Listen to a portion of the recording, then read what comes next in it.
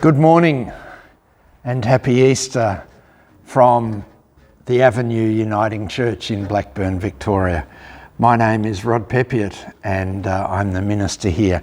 We meet on the Wurundjeri lands, or the lands of the Wurundjeri people of the Kulin Nation.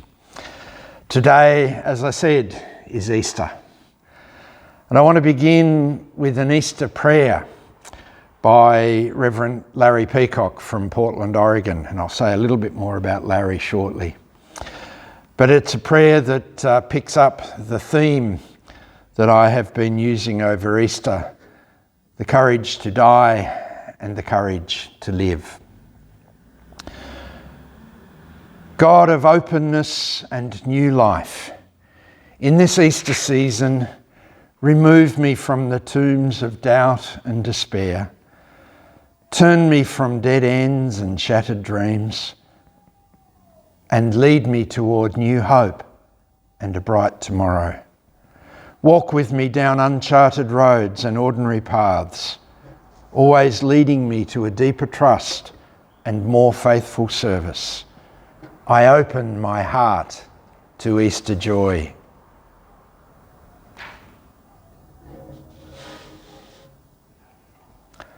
Larry Peacock is a wise man, a gentleman, a deeply spiritual man of God. He's a retired minister of the United Methodist Church in Portland in Oregon, and I met him last year. He met us at the Portland airport with a big hug, a smile and lunch. He became a friend. Before we came home, Larry gave me a book he had written or collected called Openings. It includes readings and thoughts for each day of the year with extras for the various seasons of our faith and our year. And the one I just read to you was for the prayer for March and the Easter season. I read it some weeks ago and was struck by two lines in particular. God of openness and new life, in this Easter season, remove me from the tombs of doubt and despair. The idea of asking God, however I understand God, to remove me from tombs struck me at first as strange. Why would I need help to leave those tombs? Surely I'd be on my feet and ready to go as soon as a crack of light appeared. But the more I thought about it, the more I realised that leaving a tomb can be hard work. Sometimes too hard. Now clearly I'm not talking about a tomb in the physical sense here. Wherever my body ends up when I've finished with it will be final, and I get that.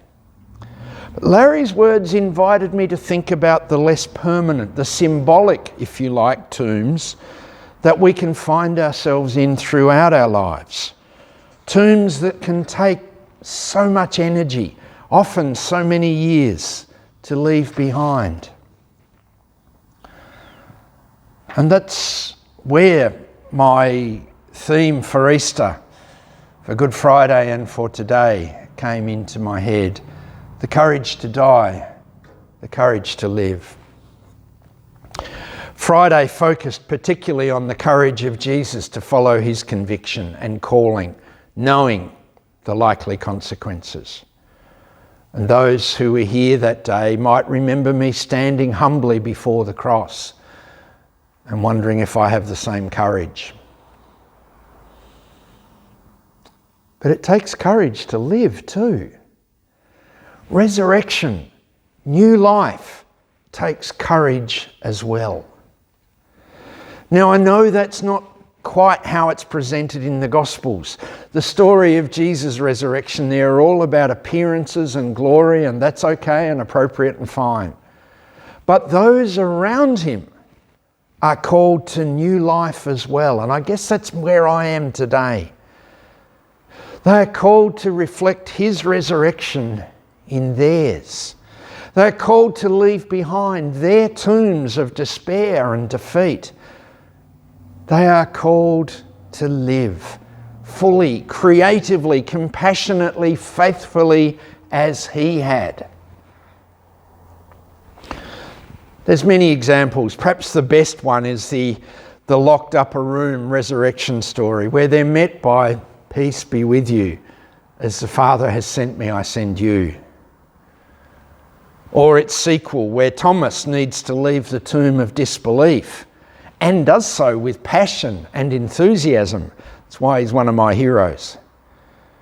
But we also see the Emmaus story in Luke's Gospel, where Mr. and Mrs. Cleopas are invited to leave their tomb of despair when they recognise Jesus in shared hospitality and the breaking of bread. There are many others. And these are not just stories told for the sake of it.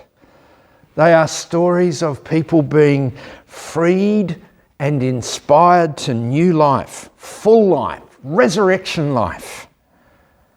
They are stories of people taking up the courage to live, recognising that such courage can be hard work. It can be incredibly difficult to leave the cave of grieving for a loved one. It takes much more than simply cheering up a bit to leave behind the tomb of anxiety and depression. Mine's pretty mild, but some days the temptation to pull up the blankets and stay in bed is almost overwhelming. It takes courage to step out of the tomb of self-doubt. Sometimes it's easier to sit in the tomb of addiction, especially when there doesn't seem to be any way out. And many people in all kinds of situations have to leave the tomb over and over and over again. So what might we take with us from today in the midst of the new life within us and around us? What's the Easter good news? Well, for me, it's that we don't travel the road by ourselves. In Jesus, in Mary, in Peter and John, in Thomas and all the others, then and since, we have a story that speaks to us of new hope and the courage to take up new life. It's an old story for sure, but a story that has picked up many others through the centuries of its telling.